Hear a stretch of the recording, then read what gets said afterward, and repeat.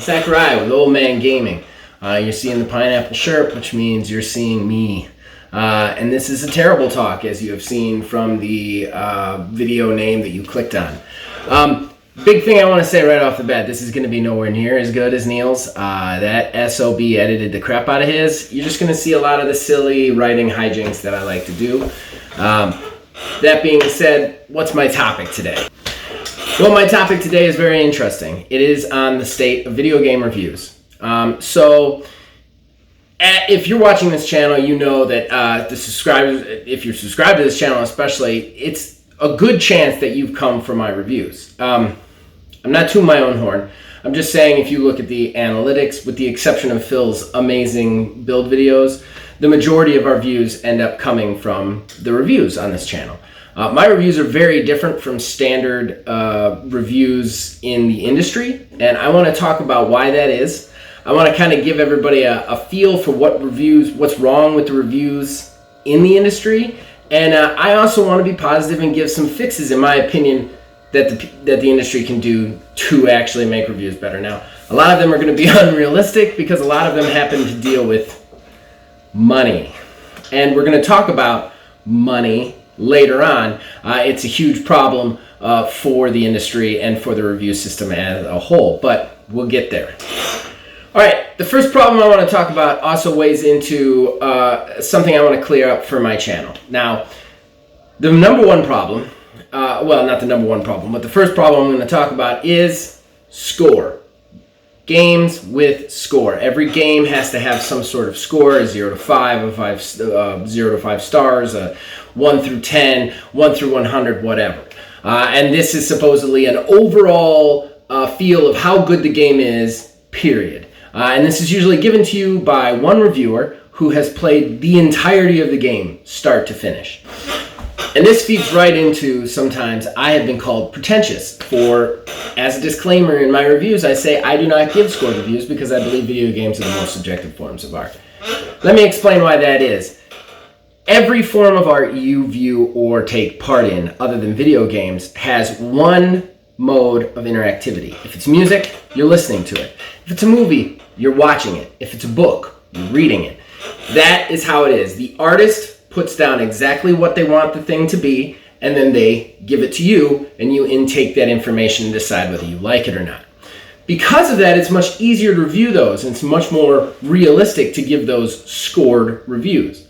With a video game, you have two forms of interactivity.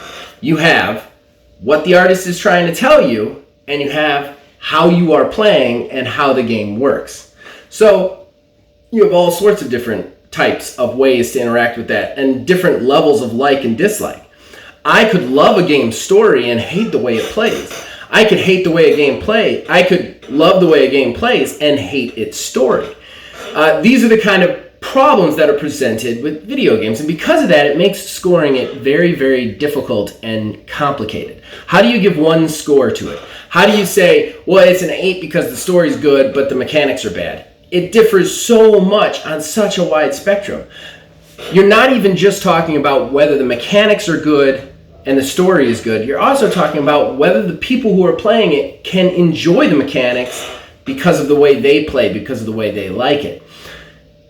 I might not like real-time strategy games. I don't like them. I'm never going to play that game. If a game gets a 10, though, for a real-time strategy game, it's not a 10 for me because I don't like real-time strategy. I don't like that mode of play. It is a bad way to recommend things to people because anybody who's just going on and seeing scores is going to get somewhere. They're like, why was this a 10? Why? I don't even like this. You know, even if it's the highest form of order for a genre. You don't have stuff like that for movies. Sure, you can dislike dramas and like action movies and vice versa, but still, you can judge it on how well the story is told and how well the movie is made. Here, you can't, because everything is subjective on the form of the user, even more so than other forms of art. That being said, I'm going to give you a fix now, and just so you know, as this video continues, the fixes are not always going to be related to the problems, because some of the problems just don't have fixes, but this one kind of is. Number one, stop giving games score. Stop giving Metacritics. Stop having people looking up 10 out of 10 games and seeing the score and walking away. There are games that people would love that get a 6 and walk away from. Take Grounded. Grounded is a great game. A lot of people enjoy it. It has a good system. It is in early access, but IGN gave it a 5. Anybody who's just looking at the scores isn't even going to give that game a try, and it might be the best game they've ever played because of who they are. So stop giving scores. Instead, tell people what you liked about the game, what you disliked about the game, and tell them whether you're going to keep playing the game, because that's what they're buying in for. They're buying in for your opinion. Okay? Number 2 fix for this is a 2-parter, committee reviewing. Okay? And we're going to get into that a little bit more later as well, but you need at least 3 people reviewing the same game. And I know this is a hypocritical thing to say because I am the only person reviewing our games here, but we're a small channel. None of us are making money on this yet. We do what we can do. Nonetheless, in a perfect world, 3 of us would be reviewing a game every game we did. We would be reviewing it in different ways. That brings me to my next problem. My next problem with reviews is ending bias. You're probably saying, what the heck is that? That's a term I just made up. But it is something that bothers me, and it's not it's not something that people notice. I don't know if there's an actual word for it. If it is, put it in the comments below. But ending bias to me is this. You start a game as a reviewer. Well, as a reviewer, in the way the industry works right now, you're not allowed to quit before you stop playing. You have to play that game from start to finish and play as much of it as humanly possible before that review comes out. Okay? A lot of you out there thinking that's great. You get a whole picture. However, you don't. Here's why. Say you play a game and you don't like the beginning, but you're forced because of your job to play the entirety of it. Then you see a great story, you see a great ending, you see stuff that doesn't come until the 10th, 11th, 12th, 20th hour. Those change your opinion of how you began. And I know that reviewers try to be very fair about this. They can't be. You can't be. You've played it for 40 hours. You're going to remember most fondly the last 20. It's just the way it is. So that is one of the reasons that on this channel I do snap judgment reviews. I play the game for 5 to 10 hours and I'm trying to tell you whether you're going to have fun right out the gate. So that brings us back to the committee, all right? The committee should be 3-pronged, okay? You should have a reviewer who is a snap judgment reviewer. They're only allowed to play 5 to 10 hours before writing that up. You should have another reviewer who reviews the multiplayer and another reviewer who reviews the story, or whatever you need to be with that. But you need at least one person who's just playing the first 5 to 10 hours so that they can make a snap judgment on it, so that you can see that feel in the review. So this guy over here is like, this game is a masterpiece. It blows your mind. You get to the end and it's great. And then this guy over here is like, yeah, but at the beginning, you literally just have to build a house for like 5 hours. It's not fun. You need that. You need that in reviews, and that's another reason for the committee. You get that snap judgment review, which is what I do, and then you get a long-winded, overarching, I've played everything review. That allows people of all different types to make a decision on a game. What do I mean by that? Well, there are hardcore gamers out there who are going to play a game for umpteen zillion hours. Then there are guys who have full-time jobs, who have kids, who are middle-aged. There are a lot of guys like that in gaming now, myself included. I play probably more than your average guy since I have a channel, but really that's where I come from. But I know a ton of guys like that who only get 2 hours to play a game a week. They don't need to be working through 10 boring slogging hours to get to something good. They need fun right then and there. Trust me, they do. Same with girls. I'm not trying to be gender biased. There are people out there who work really long hours and have families and responsibilities, and they don't have a ton of hours to play video games. And that's a problem that video game media professionals make, is they just assume everybody's like them, but they're not. Video game professionals play video games all day, as well as edit and do a bunch of other stuff. Don't get me wrong, I've seen that side of it. But they get more time to play video games. They're always assuming that you, the player, has just unlimited amounts of time to play this game. And that is a problem. All right, the next biggest problem, the next 2 biggest problems are the biggest problems in the industry's review system, and they're not going to change anytime soon, mostly because they deal with money. But We're going to get into that in a second. So number one before that, advanced copies. Advanced copies ruin reviews. I know what you're thinking. I want a review before it comes out so I know whether I should cancel my pre-order or go buy it on day one or whatever. And that is great, but you're also giving the developers a chance to streamline what the reviewer gets to see. Case in point, Borderlands 3. Gearbox sent out their advanced copies. They only sent out the PC version of their advanced copies. The PC version did not have couch co-op. So anybody reviewing that game, and I mean any outlet reviewing that game, didn't get to see that part of it. And that part of the game was broken and messed up. In fact, a lot of the reviewers post went back and said, sorry for the reviews. Even IGN had a quick hey, this is messed up. We're sorry. They didn't send us this copy. Still, you get stuff like that all the time. The developer gets to decide the narrative when they're sending out advanced copies. And you're probably thinking, why do the reviewers do it? Well, they're going to do it because one of the reviewers is going to do it. And if one of the reviewers does it, they all have to do it. Because if the one reviewer does it, he's got the first review. He gets all the shares. He gets all the money. He gets all the ad revenue, everything.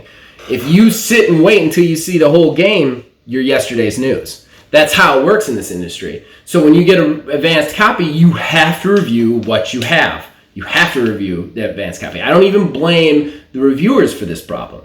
But at the same time, the reviewers need to get together and they need to decide to stop using advanced copies for review.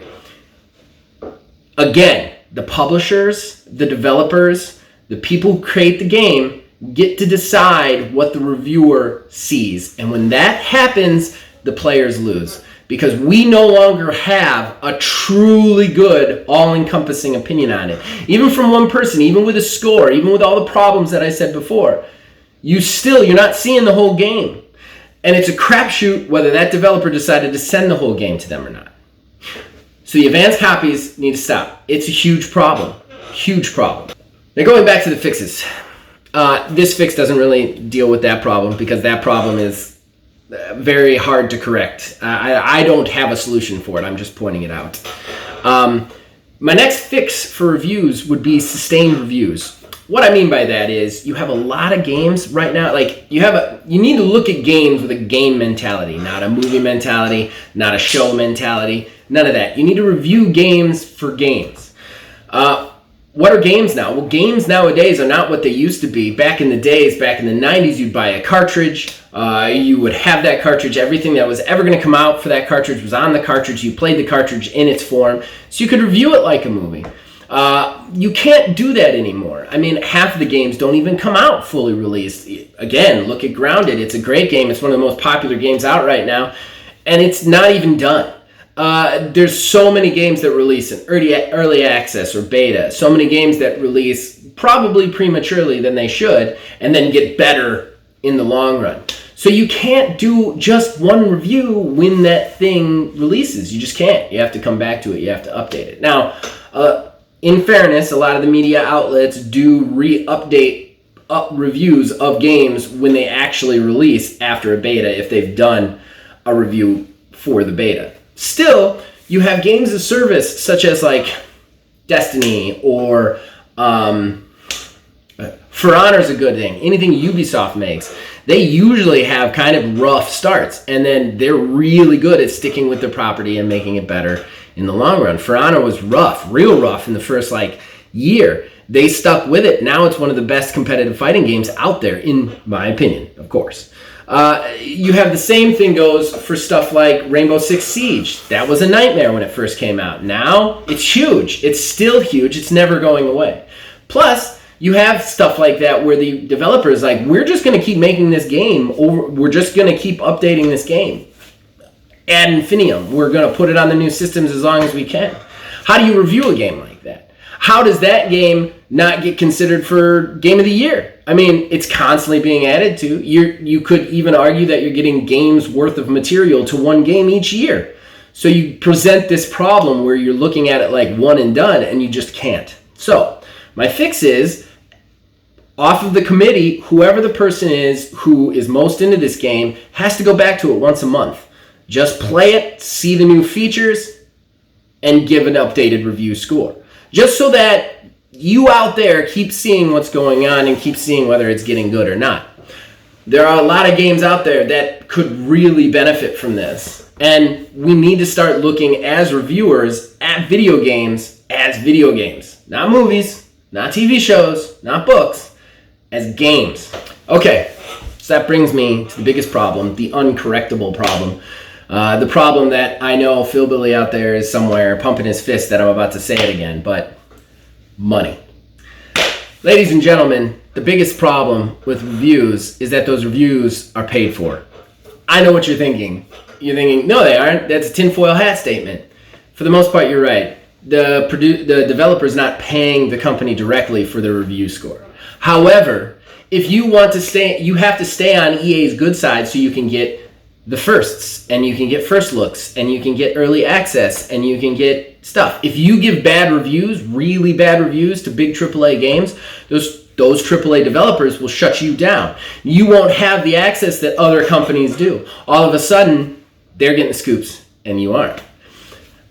Case in point, and like I said, I'm not trying to call anybody out. IGN does the best they can. All of these companies do the best they can. But let's look at IGN. IGN gave Grounded, a smaller indie developer game, a 5. Okay. That's pretty rough, I think, for probably one of the most popular games out right now. But it's a 5. It's in early access. They've said they're going to review it when it comes out. And there isn't really any story play. It's more like just a playground. But then they gave Anthem a 6. Anthem. Broken Anthem. Busted Anthem. Anthem that went down in flames. Anthem. Why did that score high? Let me explain why that scored higher. I mean, for all the reasons I've already listed, it scored higher. You only had one person reviewing Grounded. You only had one person reviewing Anthem. You had differing opinions. You had to give scores, first of all, which already, we're talking about the scores, but it's rough. But, again, money. Money is the reason that went wrong, because EA and BioWare are much bigger developers. You want to be on their good graces so you can see their new games, because that's what's going to attract people to your website. You don't need Obsidian as much, and that's why Obsidian gets a much more harder look than Anthem does. You have this all over in the business, okay? Why does Breath of the Wild and Mario Odyssey get 10s out of 10s? They're not 10s out of 10s games. They're really good games. Masterpiece games, but I played Breath of the Wild and I noticed some problems with it. Now, I haven't played Mario Odyssey, but in the review for IGN, they point out issues. So how is that getting a perfect score? And they have always said 10 out of 10 is not perfect for them. It's just a masterpiece. That's fine. But I also think it has something to do with the fact that they want to be on Nintendo's good side. All of these companies do. And it's not their fault. It really isn't. That's how you make money in this industry. That's how you get the people into your site to look at the ads, to pay for your site in the first place. Is you have to have the content. You have to have the inside track. You have to be in with these developers. The only way to be in with these developers is to give them decent scores. So there you go. It's money. Money in a hole. How do you fix money? I don't know. I don't think communism would be any better in this situation. But still, that is the biggest problem facing it, because when you get big enough, I mean, I'm a hypocrite too, because I'm going to tell you right now, if I ever get big enough to get money from these companies, I'll probably be nicer on the reviews. I'm transparent as hell, guys. I am. Right now, I don't get money from anybody, so I can be as hard as I need to be. So that's it.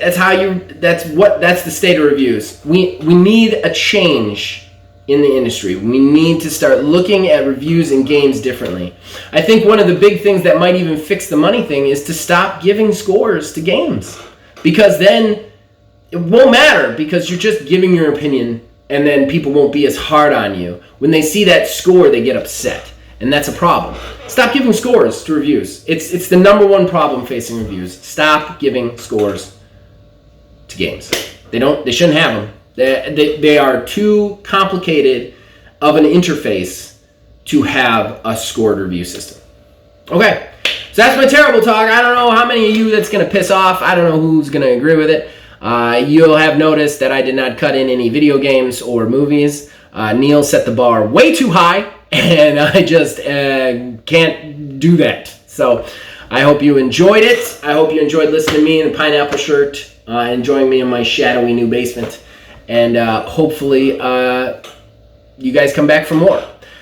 Please check out everything the channel has to offer. If you like this video, or you just like hating this video, click like, click subscribe, click the notification, join our Discord. The link is in the description below. And you can influence this in all of our shows from there. And of course, as long as you guys keep watching and listening to these, we'll keep making them. See you guys next time.